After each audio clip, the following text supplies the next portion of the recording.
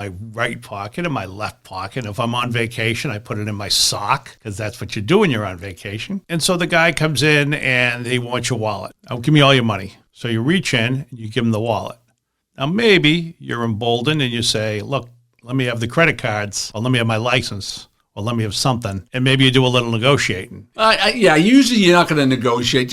Obviously if you're in New Orleans and you're walking down Bourbon Street and you got $2,000, you want to leave most of it in your hotel room, go out with a couple of $100 and maybe put $100 in one pocket, $100 in the other. Yep. And if you pull it out at one, they're probably going to take off. Yep. What I usually do is when I go with my wife, I'll have $100 on me. She'll have a couple of $100 on her. I'll say, I ain't got no money. And I'll leave and I'll say, she has all the money and I'll just take off. I'm faster than her. I get away.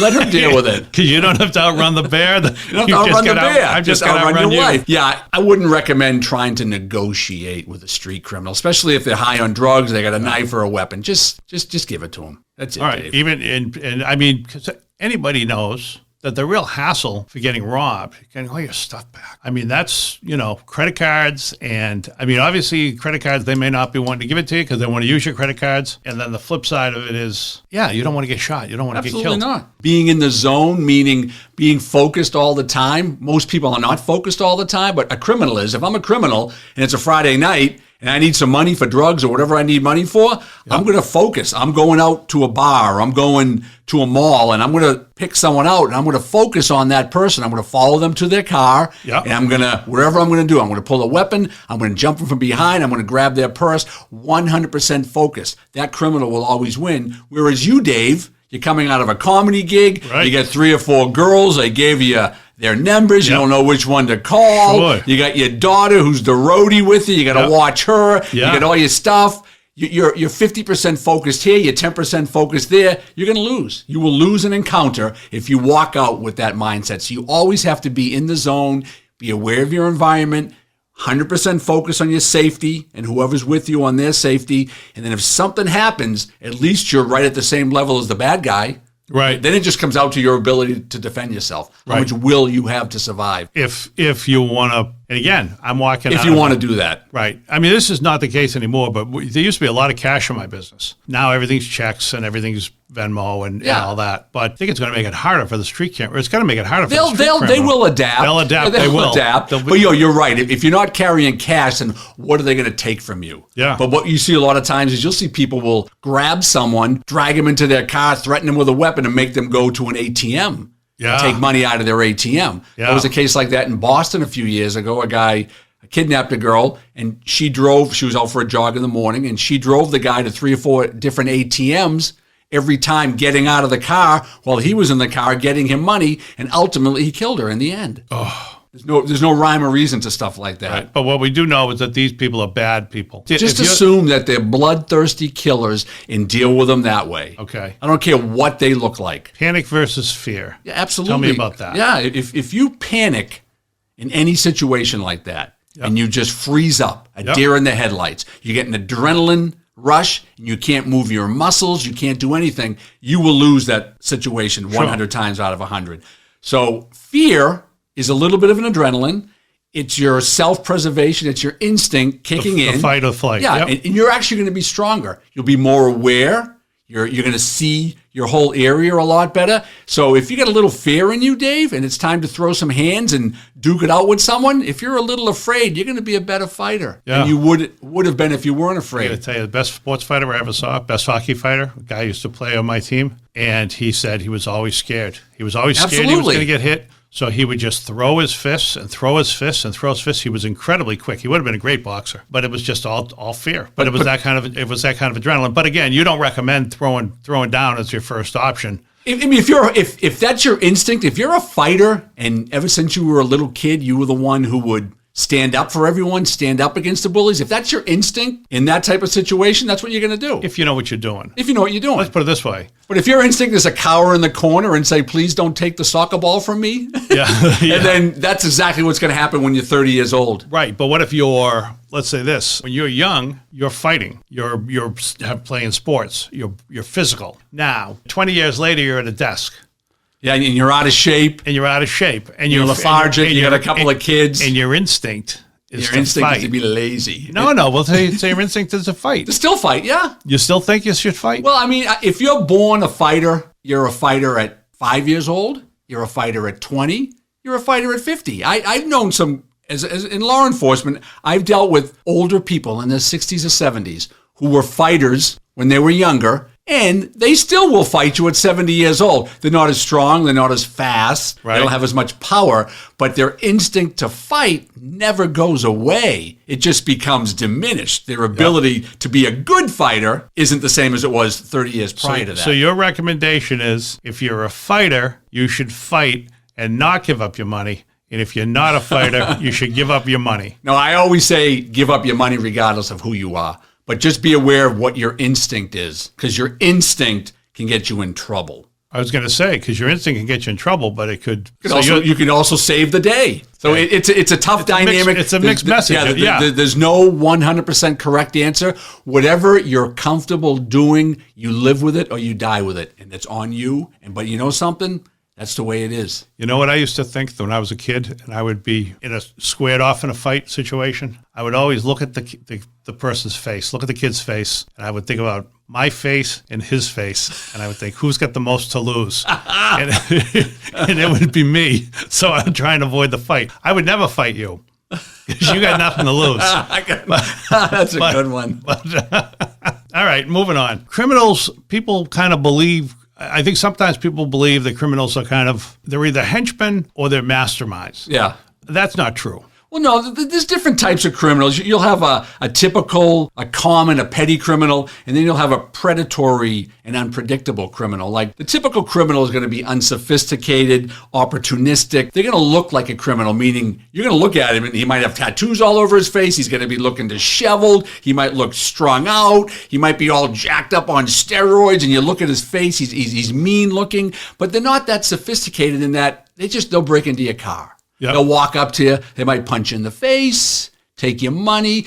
I'm not saying they're not dangerous, Right. but they're very primitive in how they do things. Yeah. They'll break into your house. They'll smash a window. They'll kick your door in, stuff like that. See, people like that can be very obvious to you. You're usually your spider sense, Dave. Yep. You look at someone like that, and you're like, ooh, something doesn't look right with that guy. Yep. And when you see that person, guy or girl, you see that person, you automatically, your radar goes up and there's a little fear that kicks in. So those criminals, you can counter those criminals many times because they're obvious to you. All right. But the other one is the kind of the used car salesman type individual. They're articulate, they're charming, they're well-dressed. They're the guy that comes to pick up your daughter in a couple of years for a date, and you're like, wow, what a nice kid he is. Right. And he turns out to be a dirtbag. Psychopath. But he doesn't look the part. And those are the people that get over on you. So yeah, you gotta be aware of the predatory criminals. And then as we speak today. And the predatory criminals that you're describing, who are articulate, charming, they're planned out. They planned it out. Yeah, they're very intelligent. They would be the masterminds. Absolutely. They're very intelligent. There's a case going on right now as we speak in Melrose, Massachusetts, which is outside of Boston. There's been an individual who broke into a couple of houses, most recently at around 3 o'clock in the morning, open door. He broke into the house. Actually, I think he just walked into the house because the door was unlocked, and he stabbed a young lady in the neck. That's a extreme predator. Yeah. Who's highly dangerous, Yeah. highly unpredictable, meaning you don't know where he or she is going to strike next. And that's the same individual that we talked about a couple of weeks ago in Los Angeles, the guy that killed the young lady in the furniture store, a predator. Yeah. Unpredictable, savage predator. Okay, so you've got the typical common petty criminal who's unsophisticated, Yep. opportunistic, but could be very dangerous. It could be unpredictable. Absolutely. Could be unpredictable and could be violent. Then you've got the predator who's really dangerous. Yeah, because you will let him in your house. He will be the guy who's trying to sell you something, and you feel so at ease with this person. You drop your guard and you invite them in your house. Like Ted Bundy, if people who have ever heard of Ted Bundy. Ted Bundy's the extreme. Yeah, Ted the Bundy extreme. is the serial killer. I was going to say the matinee idol serial killer. Yeah.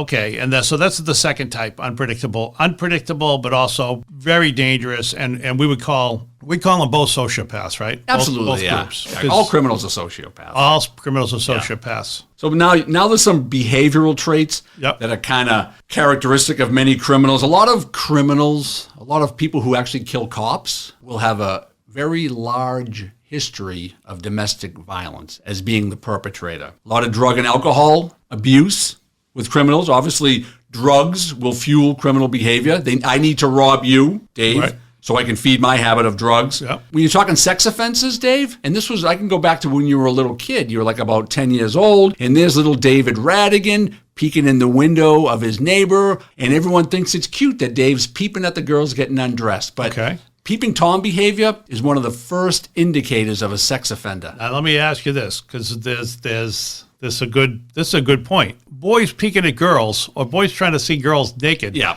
That exists. It's normal. It's harmless. Well, I don't know. Is it? It's normal. Yeah. But anything that is obsessive, you do it once or twice. You're in high school. You walk by the girls' locker room, and the door's halfway open. You take a little glance, and the senior girl, and you're a freshman. You look at her, and she's half dressed, and you're like, oh, you get all excited. But now, if you get a taste of that, you're there every day doing that. When the teachers are saying, Dale, get out of there. Yeah. Dale, move it along. Dale, stop lingering. It's the obsessiveness of the behavior that leads to other things. Okay. And it leads to other things. This is escalation. I'll give you the serial killer one. This is a story we did. It was gross. I didn't do it, but we did it at the Lynn Item, and I was the editor in the story. I remember it. It was one of the first stories I edited, one of the first pages. Somebody was buying kittens. There was a young man buying kittens at a store, and he kept coming in to buy kittens. And the reason he was buying kittens, because the old kittens died. The basic idea of it is, or the basic concept behind it, is that a serial killer starts animal cruelty. With cruelty to animals, in this case, strangling the kitten. He was breaking the necks of the kittens. Yeah, that's kind of like fantasy behavior. He fantasizes with the kittens. He practices his craft. Does he escalate to young girls? That's the question. What would it be like killing a person? Yeah, absolutely. And then it escalates to human beings. Yes, absolutely. And by the way, neither is acceptable. I think they busted this guy. Animal cruelty. Yeah, if you got a kid like that in your neighborhood who kills a squirrel, maybe he throws a rock at it and he kills it. Yeah. Your radar should go up a little bit and say, yeah, most people don't do that, but he does it again. And he does it again, and you start seeing animals dead in your neighborhood, that's a kid you want to keep an eye out for, because that behavior, that's Jeffrey Dahmer behavior. He started killing animals when he was a young kid. What's the difference between that and the person who goes out to hunt? They kill a squirrel on a hunt, then they kill another squirrel on a hunt, they kill another squirrel. We're gonna have to invite a psychiatrist in here for that one, Dave. That's above our intellect. But the last thing in regards to like behavioral traits is reputation. Everyone has a reputation. That's the easiest thing. If you're a young girl in high school and there's a kid in high school who asks you out and he has a reputation of being overly aggressive toward females, and there's 3 or 4 females who have complained and you're aware of it, his reputation speaks for himself. Yeah. You don't need to go out with a guy like that. And if someone has a reputation of being violent, you're in the comedy business, you got any comedians who don't pay you when you do a gig, you're probably not going to do a gig for that guy. Right. Yeah. Right. Hopefully that ain't you. No. I'm just kidding. But someone's reputation lives with them and they'll die with them for the rest of their life. And at times it can be unfair, but a lot of times pretty close. Yeah, it's like you go into a restaurant, Dave. If 10 people tell you, hey, the farm restaurant is a great restaurant, they got great seafood. If 10 people say that to you, it's probably pretty good. Yeah. But if 10 people say it sucks, it probably sucks. Right. Reputation. You do movies like that. You go to a movie based on reputation. You go to restaurants. Lucky Fresh, you like that restaurant. What's that? Lucky for them too. We'd have dozens of people. Oh, the farm restaurant in Essex, Massachusetts. It's a great restaurant. Let's talk about types of attack. Go ahead. There's 3 types. Yep. You have a con, a surprise, and a blitz. Now, the con is kind of very simple. Someone knocks at your door and says, hey, Domino's Pizza. You're like, well, I didn't order Domino's, but you might open up. Yeah.